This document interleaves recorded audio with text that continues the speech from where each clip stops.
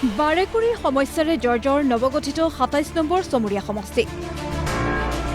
শিক্ষা, স্বাস্থ্য, যাতায়াত, খোৱাপানী মূলত সমস্যা সমষ্টিবাসীৰ।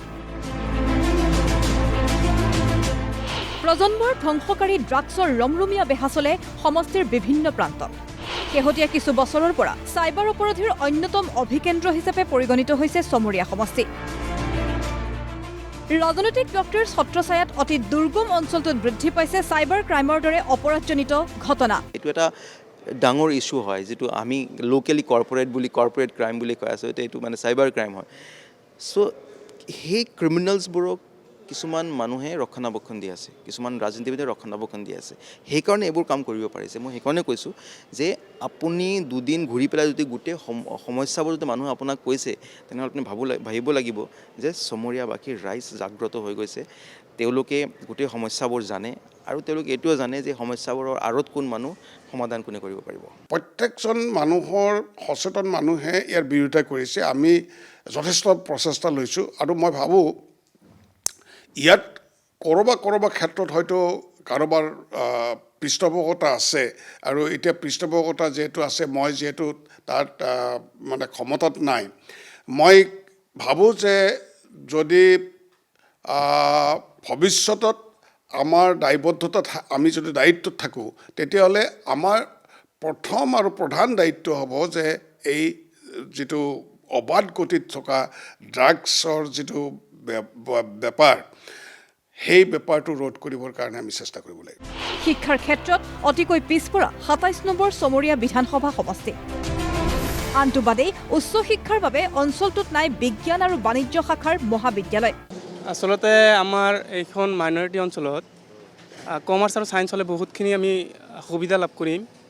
যিহেতু আমি ছায়েন্সত পঢ়িব লগা হ'লে বকত যাব লগা হয়, নহ'লে ছয়গাঁও গুৱাহাটীত যাব লগা হয়, ইফালে নগৰবেৰা যাব লগা হয়। সেইবাবে আমাৰ ইয়াত ছায়েন্স আৰু কমাৰ্চৰ ডিগ্ৰীটো হ'লে বহুত ভাল হ'ব। আমিতো পাৰেই হৈ আছোঁ। আগন্তুক ছাত্ৰ ছাত্ৰীবিলাকে বহুতো সুবিধা লাভ কৰিব, বেলেগত যাব লগা নহয়, কম খৰচতে ইয়াতে মানে শিক্ষাটো লাভ কৰিব পাৰিব।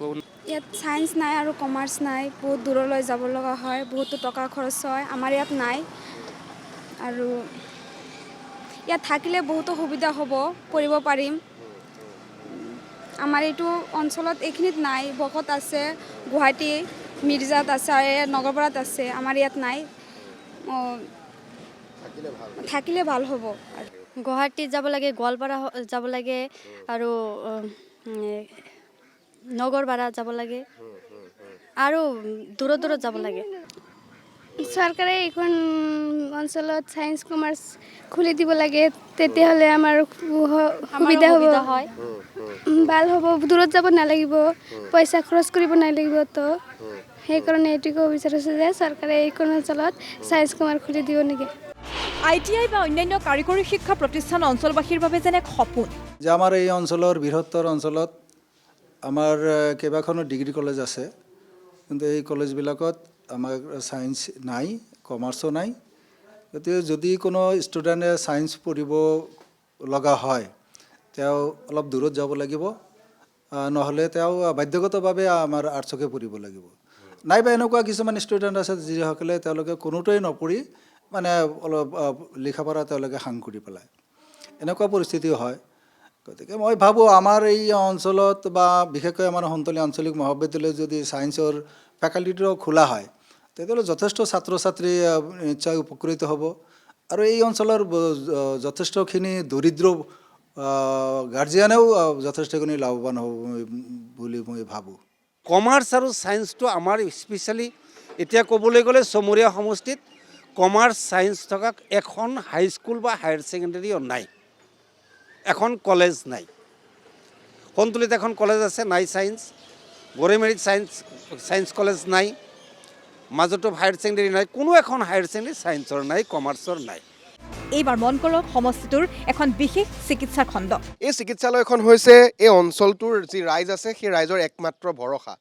অঞ্চলত যিমান ইয়াত স্থানীয় বাসিন্দা থাকে, তেওঁলোকৰ যদি কোনো ৰোগী থাকে, তেনেহ'লে তেওঁলোকে এই চিকিৎসালয়খনৰ ওপৰতে ভৰসা কৰিব লগা হয় আৰু এই চিকিৎসালয়খনেই তেওঁলোকৰ শেষ ভৰসাৰ স্থল, কিন্তু আমি যিহেতু আহি উপস্থিত হৈছোঁ এই মুহূৰ্তত এই চিকিৎসালয়খনত, আৰু চিকিৎসালয়খনৰ যিটো পৰিৱেশ সেয়া দৃশ্য হয়তো আপোনালোকে দেখি অনুমান কৰিব পাৰিছে। সতীৰ্থ ভিডিঅ' জাৰ্নেলিষ্ট হেমন্ত শৰ্মাই দেখুৱাইছে।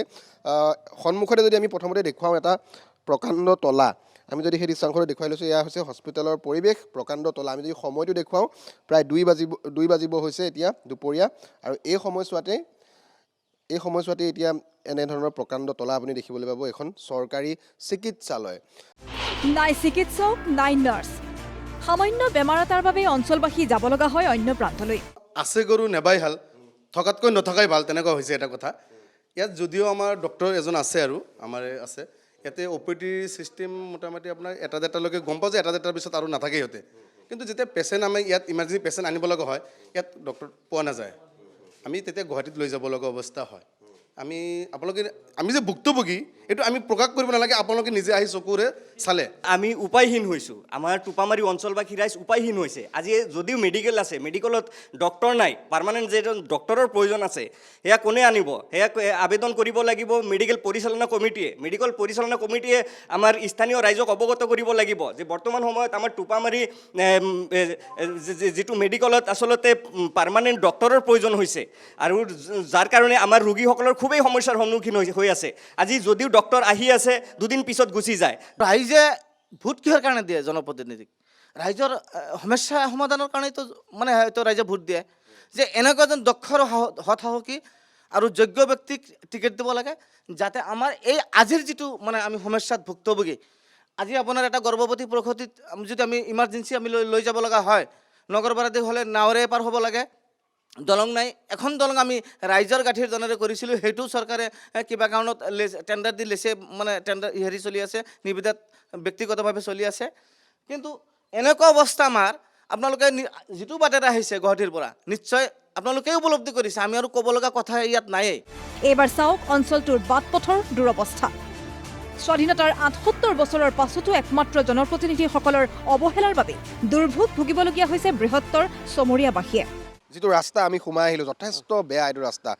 এইটো ৰাস্তাটো বাৰিষা কালত আমি যাবই নোৱাৰোঁ, খোজকাঢ়ি যাব নোৱাৰোঁ, চাইকেলটো দূৰৰ কথা, বাইকটো দূৰৰ কথা, আমিতো যাবই নোৱাৰোঁ। আমাৰ পকেটৰ পইচা দি 6 বছৰ আমি অলপ কাম কৰিছোঁ আমাৰ গাঁৱৰ। এই যে নিজে পইচা নিজে কোনোবাই 1,500 দিছে, কোনোবাই 1,000 দিছে, কোনোবাই 2,000 দিছে, কোনোবাই 2 গাড়ী মাটি দিছে। এনেকৈ আমি এইখিনি একদম তিনিআলিৰ পৰা এইখিনি ঠাই আমি 6 বছৰ ঠিক কৰিছোঁ। 15 বছৰ আপোনাৰ একিপ আছিল, কিন্তু 15 বছৰ থাকাতে আমি একিপে ইফালে আহি পেলাই চোৱাই নাই কিজানি আমি সেনেকুৱা ভাব।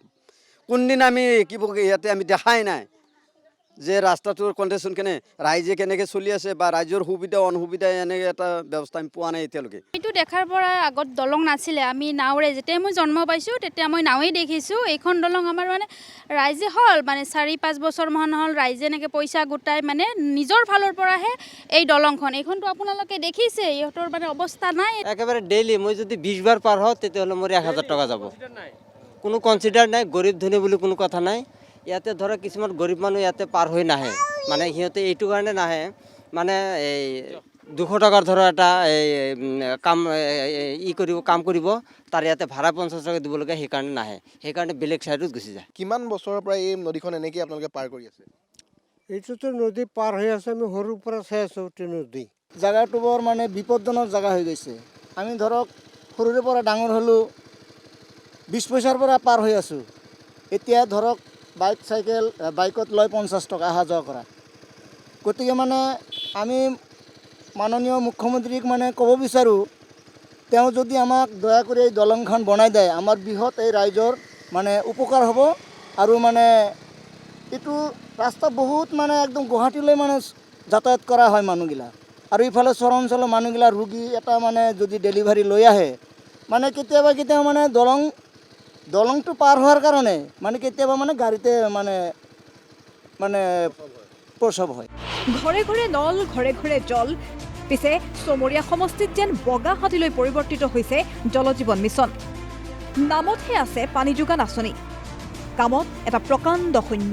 ইয়াতে আপোনাৰ দুটামান মানে পানীৰ আঁচনি আছে, ভিতৰ দুৱাৰতো আছে আৰু আচলপাৰা এইটো, মানে দুটাই বন্ধ হৈ আছে। আপোনাৰ পানী আমাৰ ৰাইজে পোৱা নাই এতিয়ালৈকে, কোনো ধৰণৰ পানী পোৱা নাই এতিয়ালৈকে। কমেও 1 বছৰ নাই, 1 টোপি পানী পোৱা নাই। বেয়া হৈ আছে 1 বছৰ কি বেয়া হৈ আছে বুলি কৈছে? পানী হেৰি মিচিঙৰ কিবা প্ৰব্লেম হৈছে বুলি কৈছে আৰু ক'ৰবাত পাইপবিলাক ফুটা হৈ আছে 2 মাহমান বন্ধ আছিল এতিয়া ৰিপেয়াৰিং কৰি আছে ভাল কৰি আছে 5 দিনমান হ'ল চলাই আছোঁ পানী কিমান মানুহে পায় এতিয়া? এতিয়া 100 ঘৰ মানুহে পায় আৰু 2টা লাইন বন্ধ আছে ৰিপেয়াৰিং কৰিব লাগে সামান্য একোটা অজুহাতৰ বাবেই বছৰ বছৰ ধৰি বন্ধ হৈ ৰৈছে পানী যোগান আঁচনি মোটামুটি 1 বছৰমান হৈছে হয় বন্ধ হৈ আছে পাইপলাইনৰ কাম কৰিব লাগিব আৰু বালাখিনি চেঞ্জ কৰিব লাগিব আৰু হোম কানেকশ্যন যিখিনি আছে হোম কানেকশ্যন গোটেইখিনি বেয়া হৈ আছে ভাঙি পৰি আছে তাৰমানে এতিয়া আমি আমাৰ যিটো কমিটি হয় এইটোৰ কমিটিকো জনাইছোঁ এই পঞ্চায়তক আমাৰ যিটো ছেক্ৰেটাৰী হয় তাকো জনাইছোঁ আমাৰ এই ডিপাৰ্টমেণ্টৰ ইঞ্জিনিয়াৰ যিটো আছে তাকো জনাইছোঁ সিহঁতে গুৰুত্ব নিদিয়ে এতিয়াতো মোৰ পকেটৰ পইচা দি মই ঠিক কৰিব নোৱাৰোঁ